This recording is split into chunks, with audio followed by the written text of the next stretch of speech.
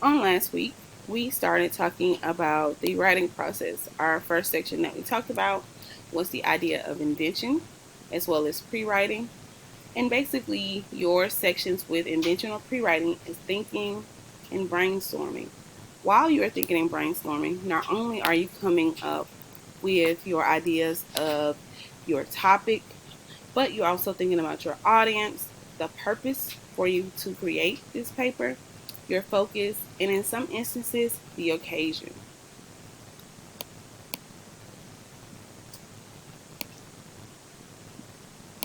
Okay? And the whole goal with invention is to move from your very general subject to a very specific topic.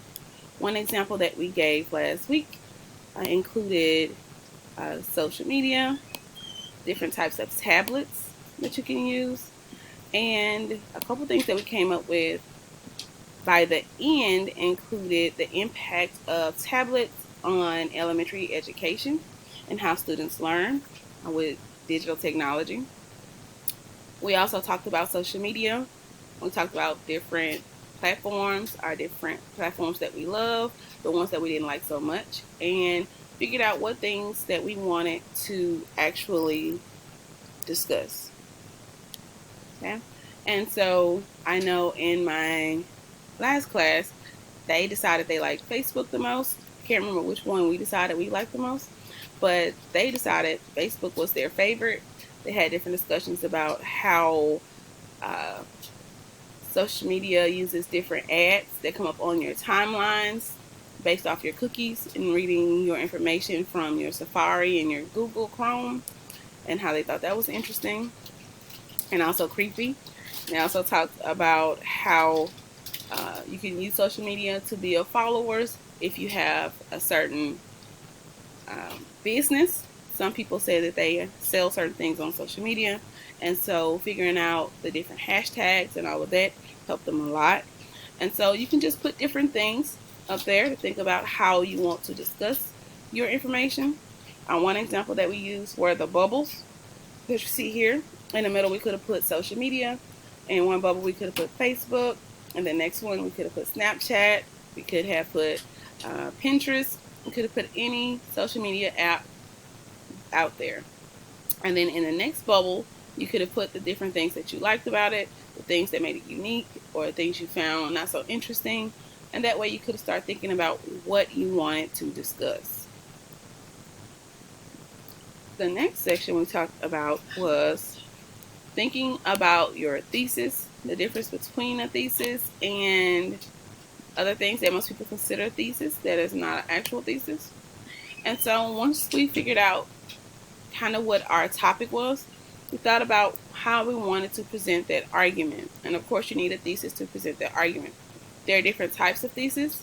There is a direct thesis where you put your argument in, or there's an implied thesis where your essay explains the main idea without directly saying it. We talked about when we use implied thesis, and that's usually when we are writing narratives. We find that one the most useful. Usually we use direct thesis where we're explaining our arguments so that other people can see it and become prepared to agree or disagree. And with that being said, most of the times when we are thinking about thesis, a lot of times we don't think about what a thesis is. We're used to thinking about an essay map where we have those 3 points for our thesis, but that's truly not a thesis either. If you're used to writing an essay and it has those 3 points and each point is a body paragraph, then that's a little different. Those are what we call essay maps, and it helps guide your essay. But for most of our papers are longer than 5 paragraphs.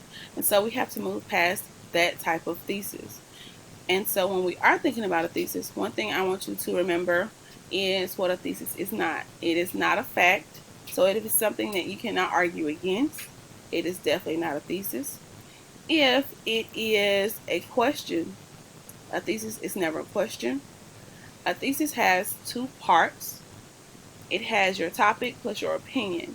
But with that opinion, it should be something that is able to be argued and presented, not necessarily an opinion that has excessive negative emotions to it. And what I mean by that is, if we're talking about tattoos and we have different perspective on tattoos, and someone says, well, I just don't like tattoos, I think they're stupid.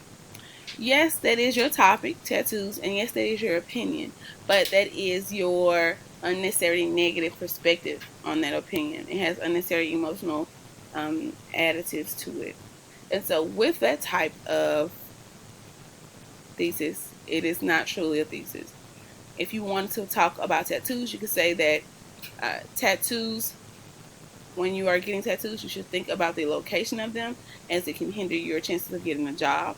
And so with that one, you can say, if you get one on your face, what issues you might think come up when you are applying for jobs. If you get one on your hand, you may have a different argument.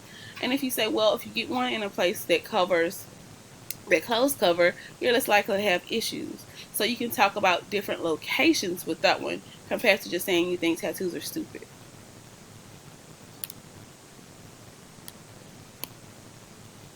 Our next point from last week, the next point that we made from last week included, once we figured out our topic and we had some idea of what we wanted our thesis to be on, we talked about arrangement. And arrangement is simply how you want to set up your essay. There are a couple ways we can set up our essay, and before we actually start to write our essay, we can actually create an outline. Our outline helps us to figure out our arguments and points that we want to make throughout the essay so that we stay on topic. Sometimes we have issues staying on topic, but with our first essay as a narrative, I don't think that'll be an issue since it's based on a story. We tend to like stories and tell about our lives. We can write different types of narratives. We can just give, a life narrative about our lives if something exciting's happened. We can talk about literacy. We can give literary narratives. There are no limit to what kind of narratives you can give. For our class, as I said last week, we can change those topics that we have, and they're open next week, and so we can talk about those when we come back on screen. And if you like, I'll have it where you can write about whatever is most comfortable for you so that you are okay with writing. Many times when we think about writing, our issues are not necessarily that we can't write. We're probably worried about, is this a topic that my teacher will want to read? You're probably trying to write for me instead of writing for yourself. And so for our first paper, I definitely want you to write truly just for yourself. And many times narratives allow you to write where you are most comfortable. They are very informal. So if you put colloquiums, that's perfectly fine.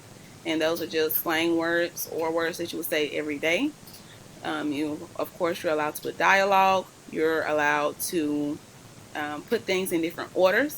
So with a narrative, one cool thing about it is you don't have to do things in chronological order.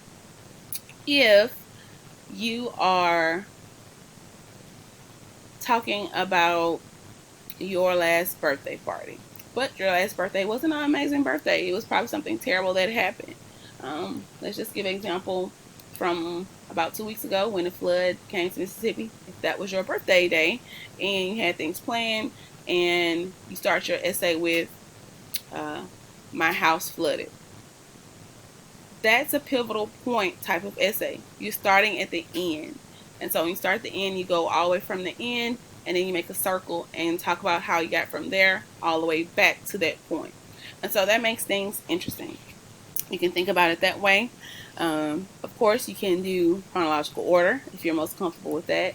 You can do it where it's called spatial, where it's not necessarily based on time, but how you perceive things. If you're in a room, how you start probably from the floor and you look to the walls and then the ceiling and then to the next floor wall.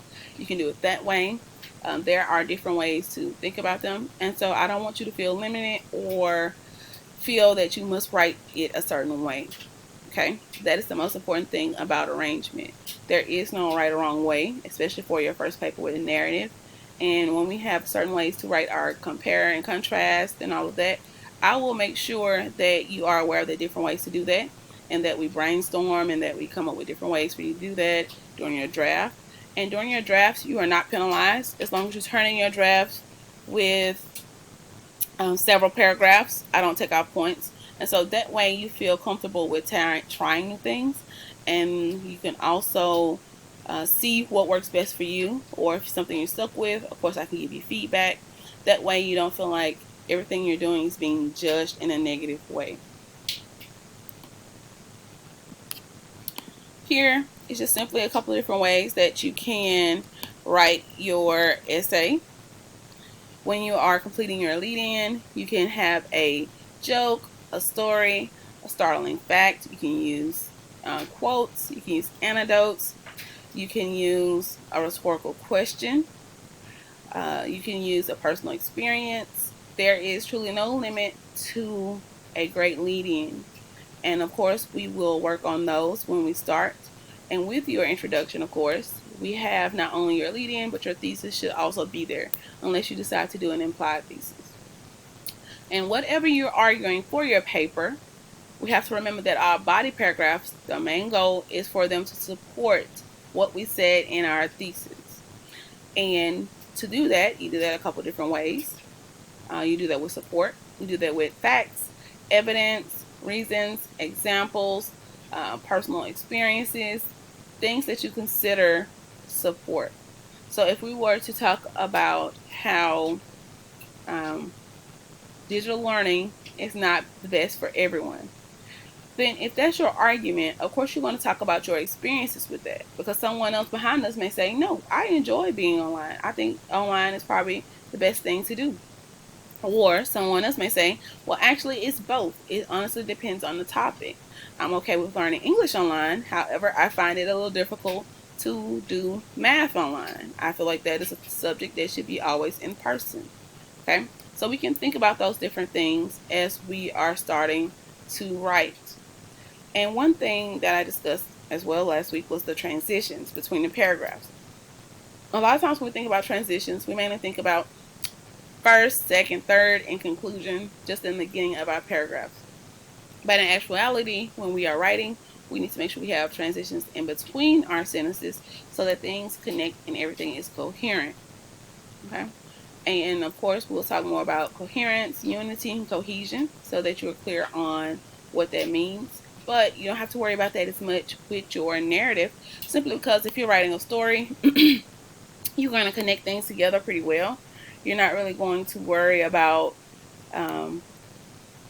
how things should go in an argument per se with your narrative. You're probably more so just telling us the story, and if there's an argument in it, that's something completely different compared to making an argument as thesis or your different types of papers.